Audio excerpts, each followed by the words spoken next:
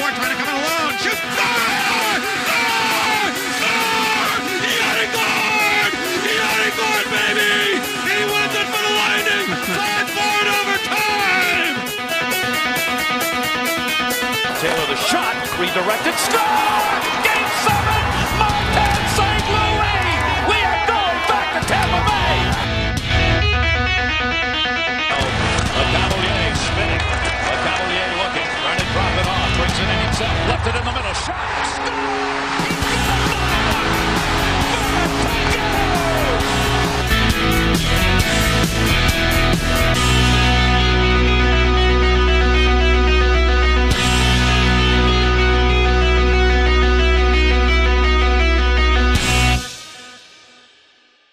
Welcome to another episode of Thunderstruck with your host, Philip Wunderlich, and of course, your co-host, Jake Ricker.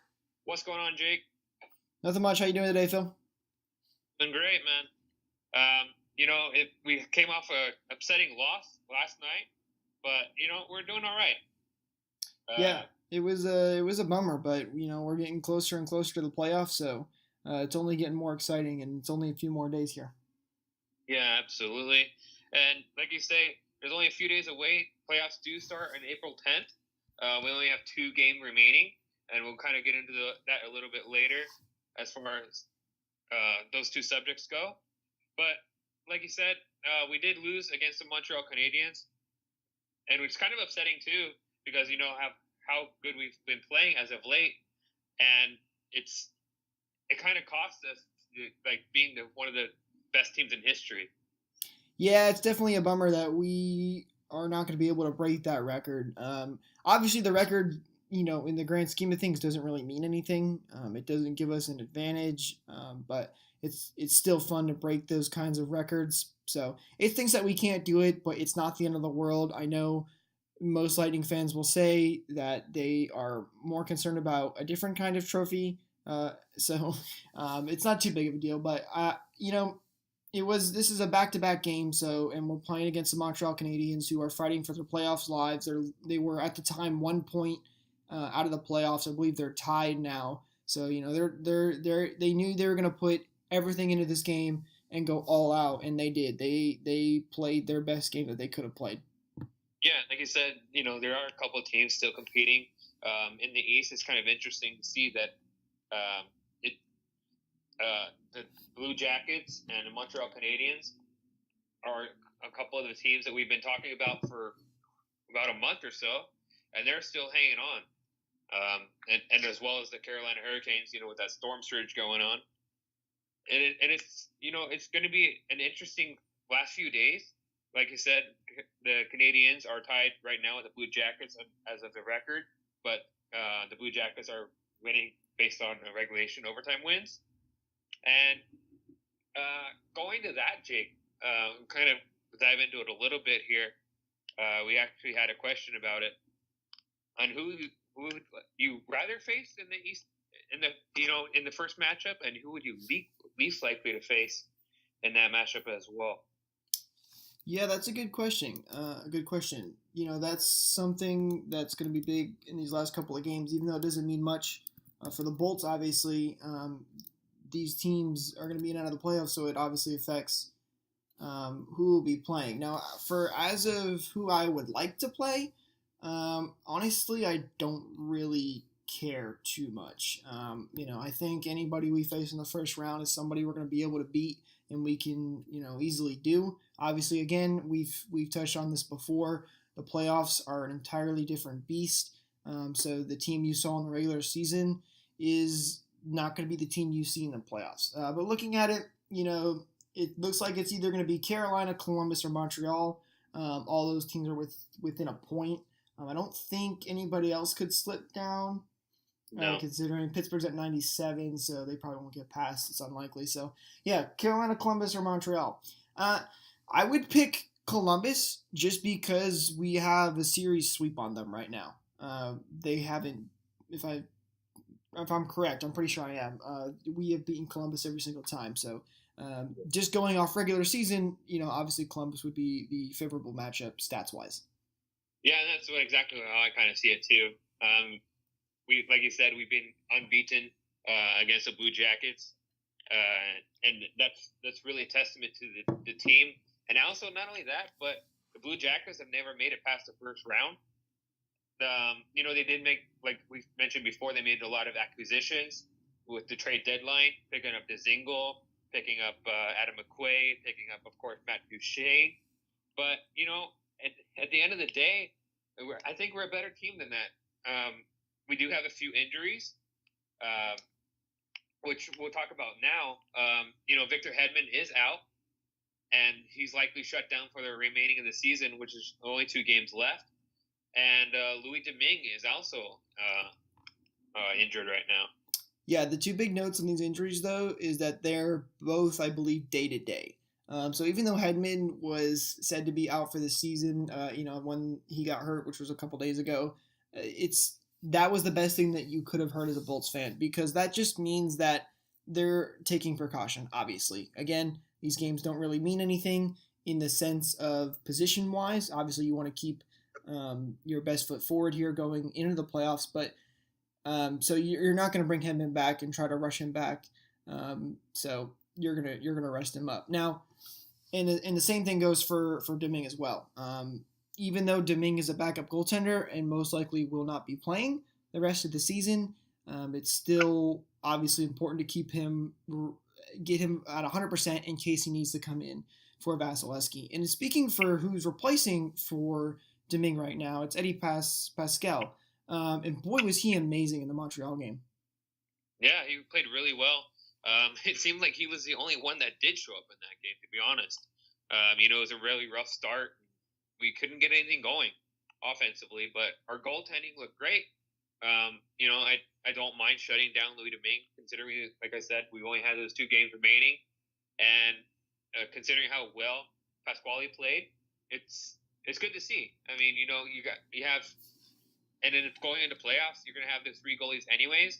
So, we maybe thought in the beginning of the year that it would have been Ingram, but now seeing that Ingram is playing in the ECHL and Pasquale as well as he played in the NHL, especially considering he's only had 2 NHL starts. Yeah, I'm not complaining. Yeah, and you're totally right. He's only his 2nd NHL game, and I think that just speaks volumes about how good his performance was. Also considering you're playing against a team, like I said, that's fighting for the playoffs live and is going to give everything they can to make sure they get into the playoffs. So, huge shout out to him, obviously. He more than likely will not play another game, with Fassi more than likely starting these last 2 unless they decide to give him a break on the last game, which I don't see them doing, but is a slight possibility. But it speaks for our depth in our future, which is great to see. And that's always a possibility, not having your goalie play the last game. I mean, at that point, it really doesn't matter anyhow. So, maybe you do play Pasquale at least one more time and kind of give Vazzy a break. But, we'll see what's going on come a few days or so. Yeah, definitely a possibility. Let's talk about something, though, Phil, that is interesting to me, which I think could be a bit of a problem for us come playoff time. If you go back to the Washington game on the 30th of last month, we were coming off a 5-day break, I believe, 4-day break. The 5th day was the day we played the game. We lost that game 6-3. It was not our best game. We had already beaten Washington twice. We played them 3 times in 3 weeks. We beat them the 2 times earlier, and then, that game we just fell flat hard. And if you look at every time the Bolts have had a considerable gap in their schedule, like going back to the All-Star break where they were off for an extremely long time, they played Pittsburgh and they got killed. It seems like every time the Bolts have an extended amount of time of rest, the first game they come back, they have a hard time finding their feet, which concerns me, because if we're going to be beating teams so easily like we've done, this whole regular season, say you get Columbus in the first round and you beat them in 5 games, that more than likely is going to mean, especially with the Toronto-Boston possible matchup in the first round, you're going to be waiting for a 7-game series. So that could play against the Bolts. Yeah, and like you said, that's really actually a really interesting topic, and I never really thought about that. But like you said, we waiting these games, and then playing the next one. Pardon my French, but they kind of shit the bed the next day. But it's going to be, like I said, there's going to be a lot of these 7-game series, so you're going to have to wait anyways. Not even just the Atlantic series, Boston, Toronto. But I mean, you don't know what's going to happen in the West either. So, maybe it will be a factor, but at the same time, is that going to be the only factor for them? I mean, like you said, with the injuries and stuff, we're hoping Hedman will be back for Game 1, but are we 100% sure that he's going to come back for that game either? I think he will be. It's unlikely that he won't. Like you said, that's my number one concern. I know you mentioned before that you wanted to be the greatest team ever, but these injuries are killer. Oh yeah, for sure, no doubt about it. But I don't foresee that being a problem. If they would have listened to him week to week, or said something else, they said day to day. That's why it doesn't concern me. But the reason I mentioned this too is because I know it's funny. The Bolts have put up a 60-win season, which has only been done. This is the third time it's been done, which is crazy. We are very spoiled to have a team like this. But you know what happens on Twitter when the Bolts were playing a bad game? People freak out. So, and the reason I bring this topic up is because this means that we could more than likely have a couple of bad game ones. Now, this could be, this could not happen at all. We could come out and kill it every game one. Who knows? But, I just kind of want to, put the stepping stones out there that don't freak out if we have a bad game 1. I'm almost kind of expecting it. Now, that'll put a lot of emphasis on game 2 and game 3, but we'll see how that plays out come playoff time, obviously. Yeah, and like you said, there's going to be a long break between that, too. The last game of the season is what day is that going to be? April 6th. Yeah, April 6th. So, I mean, there's 4 games. There's 4 days in between, the last game of the season and the first game of playoffs. That's even if we start on the 10th. I mean, just because the playoffs start doesn't necessarily mean that, the Lightning play on the 10th. Yep, that's very true. I think history has shown that we usually start later, too. So we'll see. But, I think that's something that you're going to have to consider as a Bolts fan if you're out here. And so don't freak out if the Bolts play a bad game in the first game. So we'll see what happens, though. Beware the Twitter warriors. That's for sure. There's a lot of them out there on Bolts Twitter, too, which makes it fun, though. I do enjoy talking to Bolts fans on Twitter. So our last 2 games, though, we got Toronto and Boston coming up here. I mean, these are interesting games just because both these teams have already clinched their spot in the playoffs, and both of them are more than likely going to be locked up in the spot that they sit in. I mean, it's Boston's at 105 and Toronto's at 99. I don't see them passing each other, so it almost feels like to me both of these teams are just not going to have much to play for. So what kind of game are we going to get? They are division rivals, though. Yeah, like you said, they are division rivals. It's going to be interesting too. Not only that, but they're going to play each other first round. The Leafs and the Bruins. So it's obviously it's going to kind of give us a matchup and kind of see how we fare against each of the teams. Like I said, we're not going to have Hedman in either of those games, most likely, but it's going to be interesting to see just how, like I said, we match up against them. Here's my question, though. What kind of game do you think we see? Do you think we see either both teams, kind of dialing it back a little bit, not being as physical, even though they are division rivals, because they both want to try and rest and get prepared for the playoffs? Or do you see both teams going at it super hard, trying to rattle the other team just before the playoffs come up? I kind of think that I don't think that the Bruins are going to let us go easily. The Leafs are not as physical; they're more offensively minded. But the big bad Bruins, I don't know. It's going to be a tough one. Like I said, they play a lot more physical. They have those really powerful guys. I mean, you have McAvoy, you have Chara, you even have Bergeron, and then Marchand, of course, likes to get under your skin. So that's not. I don't think they're going to tone it down. I really don't.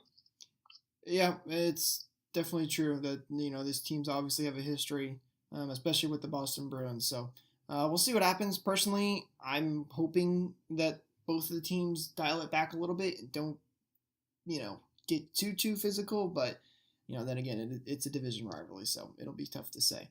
Let's talk about some of the awards coming up, though, Phil. We got a couple of Bolts players that got good chances at winning some awards this year. Yeah, we sure do. As you know, the Maurice Richard is likely going to go to Nikita Kucherov. So there's one award, and also you got who I mentioned several times throughout this playoffs. Victor Hedman has been having a phenomenal season, not only offensively but defensively as well. So he'll be a great candidate for the Norris. And also Ryan Callahan has been nominated for the Bill Masterson Trophy, which kind of symbolizes the meaning of not only playing hockey off the ice, on the ice, but off the ice as well, and having a big impact in the community.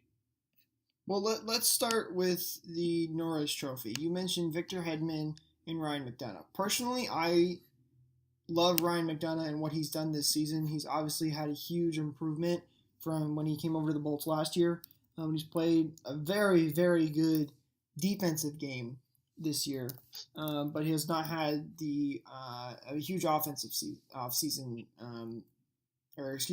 offense kind of season. Mm-hmm. So personally, I don't think he'll be up there for the consideration for this voting. He might get a couple of votes, but especially when you got a guy like Victor Hedman, who's also having a decent defensive season, like you mentioned, and has the offense as well. But personally, my bias aside, I don't think Victor Hedman is going to win this award, and I don't think he deserves it over a couple other players. The big name right now out there is Mark Giordano for the Flames. He's had a fantastic season. He's playing out of his mind.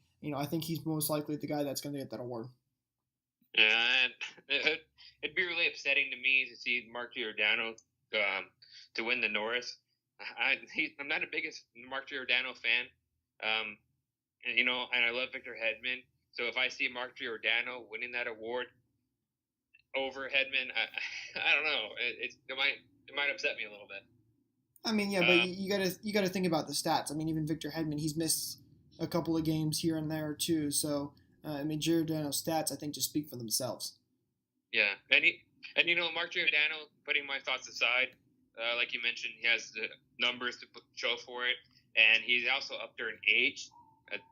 He's at the high end of 30, I believe. So I mean, if he gets that award too, it'd probably be his last one that he receives. So maybe that has a lot to do with it too. Victor Hedman did win it last year as well too. So it's not too often you see a back-to-back. Yeah, back-to-back. Yes, exactly. All right, the next award I think we should talk about is the Vezina as well. Now, this one I think should absolutely go to Vasi. Yeah, he's like we said many times, Vasi has been playing out of his mind. Like I said, the numbers speak for themselves as well. And it doesn't surprise us really to see Vasi's name being nominated as well for that award. He has 38 wins on the season. He has 6 shutouts. So I mean, he has these numbers that really speak for themselves. Also, and it's going to be kind of interesting too, because one of the other nominees that is very likely is going to be Ben Bishop. Yeah, Ben Bishop has had an amazing couple of. Well, he's currently, I think he's still hurt, but right before he got hurt, he had an amazing run. He had 3 shutouts, I believe, all in a row, which is just crazy. I mean, that's outstanding. And then I feel terrible that he got hurt. Obviously that was a big problem for him when he was with the Bolts. So it stinks to see him get hurt. But I mean, Vasi, you mentioned he had 38 wins. That's league leading too. He's the most wins in the NHL. And he was out for a couple of weeks, I think almost even a month. So for him to be up there in those stats while being hurt for that long, and all the highlight reel saves he has made, there's no doubt in my mind Vasi deserves that award. Yeah, absolutely. Like you said, I think Vasi deserves the award as well. Let's talk about the Masterson, though. We support the Ryan Callahan Foundation. We donate $1 for every point that he earns. He has been the 13th forward this year, so obviously he's not going to get as many points this year. But at the same time, I'd like him to see it. But it's also another interesting one up on that list is Robin Lehner. Robin Lehner had an article with The Athletic, I believe, that said that he had some major depression and some mental issues going through this season, and he's been putting up some fabulous numbers as well. So, it's going to be an interesting year to see the awards and who they go to. But who do you think might win the Masterson? Yeah, I mean, Robin Lehner is the big one. Obviously, he's done a lot for his community. I don't know if you saw recently, there was a tweet that went out about a kid who defied the odds. Doctors, said he wouldn't be able to play hockey again. I believe he had 2 open heart surgeries, and he beat all the. He got through the surgery. He's played hockey, and then the last thing on his checklist was to get a stick from Robin Lehner, and Robin Lehner met him after the game and gave him that stick. So even those little things, which is just so great to see in the sport of hockey. He's done a lot for too. So he's a high candidate for sure, no doubt about it. Callahan, obviously, I think a big thing for him and what gives him the extra, the advantage over some of the other guys is that he is the 13th forward this year. Which may not seem like much, but the fact of how well he's taken that and still gives everything that he gives and still gives his all when he does get the chance to play just says a lot about the type of guy that Ryan Callahan is. So it's hard to say for me who will win it. Obviously, I would like to see Ryan Callahan win it, but both those guys are very deserving guys, no doubt about it. Yeah, and we all love Ryan Callahan Sellies, don't we? Oh, absolutely. Yeah, so I don't know who has better Sellies, Ryan Callahan or Louis Domingue after the games. Let's talk about that. Domingue, he's been the life of the locker room. I think always make sure those guys are smiling. He's done so many of those that it's funny. It started out from him just doing like a little punch towards the camera, and then it turned into one of the biggest celebrations ever. Yeah. I mean, I don't know if you saw that one, but he got on a pocket bike not too long ago, going down. You better believe I saw it. I stay up for those. Yeah. He's something else, man. Yeah, I really loved his most recent one, the 60 Win Club one. That one was really funny. Even some of the players walking back got into it too. Stamkos showing his wrist, keeping Kaloran out of it, making sure he was good to go. So all great. I did see though that Domingue said on Instagram that was going to be his last one, which is going to be a real bummer if that's the case, because I want to see those for the playoffs. Yeah, like I said, he is injured, so maybe that has something to do with it. But like I said, I'd love to see that throughout the playoffs. The Carolina Hurricanes have their storm surge, as I mentioned before. Why don't we have Louis Domingue? I mean, he can be our surge too. Yeah, no doubt about it. We'll see though. I think a part of it is going to be them wanting to focus on the playoffs, as they know that they really got to get it done this year, especially with what's happening in years past. So that might be a part of the reason too, which I completely understand. But I definitely would like to see it and would not be disappointed or upset if they do continue to do it. So we'll see what happens though. Yeah, like you mentioned. I think we have a little bit of unfinished business here to handle. Oh yeah, no, we've got some unfinished business, that's for sure. But going back a little bit though, we're gonna talk about the games that happened not too long ago for the Lightning. There, as you mentioned, we won. Before going on the road trip, we lost